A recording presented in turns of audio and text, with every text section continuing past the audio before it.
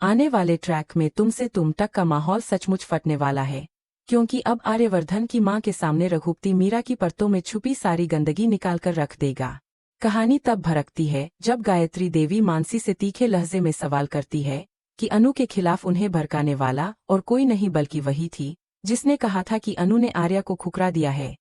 इसी गलतफहमी को खत्म करने के लिए गायत्री देवी ने अनु को घर बुलाया था, लेकिन मानसी का चेहरा रात की तरह पीला पड़ जाता है।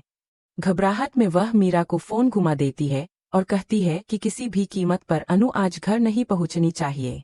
मीरा तुरंत रघुपति को आदेश देती है कि अनु को ऑफिस से निकलते ही उठा लिया जाए और इस बार कोई चूक नहीं होनी चाहिए। दूसरी तरफ गायत्री देवी इंतजार करते हुए बेचैन हो उठती है और खुद बॉडीगार्ड्स के साथ अनु को लेने निकल पड़ती है।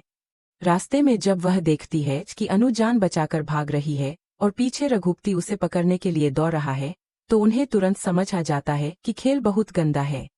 गायत्री देवी अपने लोगों के साथ मिलकर अनु को बचा लेती है और रघुपति को वहीं धर दबोचती है। पूछताछ में रघुपति एक परत खोल देता है कि मीरा ने ही अनु को उठाने का आदेश दिया था और इसके लिए उसे भारी रकम दी गई थी। मीरा का नाम सुनकर गायत्री देवी और अनु दोनों स्तब्ध रह जाती है। जब गायत्री देवी गुस्से में वजह पूछती है तो रघुपति का जवाब पूरा घर हिलाने वाला होता है कि मीरा अनु से इसलिए जलती है क्योंकि उसे पता चल चुका है कि आर्या और अनु एक दूसरे के बेहद करीब आ चुके हैं और वह अनु को आर्या के रास्ते से हटाने की फिराक में थी। यह सुनते ही गायत्री देवी का गुस्सा और तेज हो जाता है और वह रघुपति को बॉडीगार्ड्स के हवाले कर देती है।